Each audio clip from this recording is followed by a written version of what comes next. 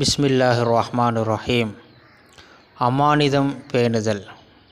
அமானிதம் என்றால் ஒருவர் நம்மிடம் ஒரு பொருளை ஒப்படைத்துவிட்டு திரும்ப கேட்டால் அதை அப்படியே கொடுத்து விடுவது என்பதை மட்டும் நாம் விளங்கி வைத்திருப்போம். அப்படியல்ல, ஒருவர் நம்மீது நம்பிக்கை வைத்திருந்தால் அந்த நம்பிக்கையை சீர்குலைக்கும் வண்ணமாக நாம் நடந்து கொள்வதும் அமானித மோசடிதான்.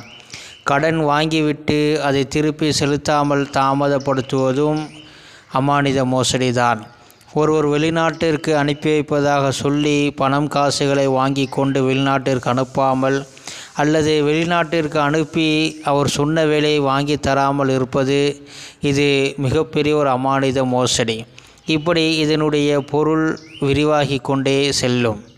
நபி ஸல்லல்லாஹு அலைஹி வஸல்லம் அவர்கள் அக்காலத்தில் எவ்வளவு அமானித தன்மை இருந்தது, அதனால் மக்கள் எவ்வளவு நீதமுள்ளவர்களாக இருந்தார்கள் என்பதை பற்றி ஒரு ஹதீஸிலே சொல்கிறார்கள். புகாரிலே ஒரு ஹதீஸ் வருகிறது. நபி அவர்கள் சொன்னார்கள், பனி இஸ்ரவேலர்களிலே 2 நபர்கள் இருந்தார்கள். ஒருவர் இன்னொருவரிடம் நிலத்தை விற்றுவிட்டார். அந்த நிலத்தில் வாங்கியவர் விவசாயம் செய்து கொண்டிருந்தபோது அங்கே ஒரு தங்க புதையல் இருந்தது.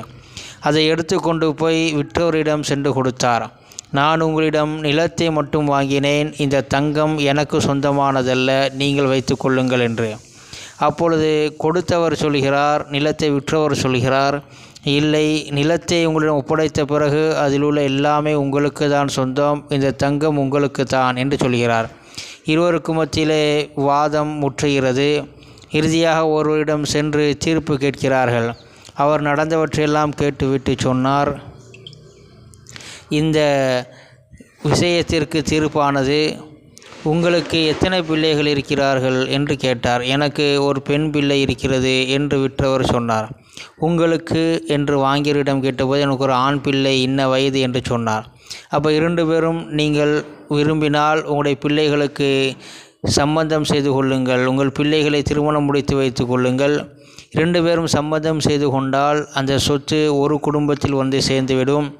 அந்த தங்கத்தை உங்களுடைய பிள்ளைகளுக்கு நீங்கள் அன்பளிப்பாக வழங்கிவிட்டால் அவர்கள் இதை எடுத்து செலவு செய்வார்கள். ஆக இருவருக்குமே இது சொந்தமாகிவிடும், ஒரே குடும்பத்தில் அது சென்று சேர்ந்துவிடும் என்று சொல்லி தீர்ப்பளித்தார்கள். இப்போ எந்த அளவிற்கு அவர்கள் அமானிதத்தை பேணினார்கள், அடுத்தவர்களுடைய பணம் நம்மிடம் வந்துவிடக்கூடாது என்பதில் மிகுந்த கவனத்துடன் இருந்தார்கள். அதனால்தான் அன்றைய காலத்தில் பருவ காலங்களும் சரியாக இருந்தது. சரியான நேரத்தில் மழை, காற்று, வெயில் அனைத்தும் இருந்தது. அதை நம்பி விவசாயமும் மற்ற தொழில்களும் செழித்தது என்பதை பார்க்கிறோம். இதனுடைய அடுத்த பாகம் இன்ஷா அல்லாஹ் வரக்கூடிய நாட்களில் நாம் பார்ப்போம்.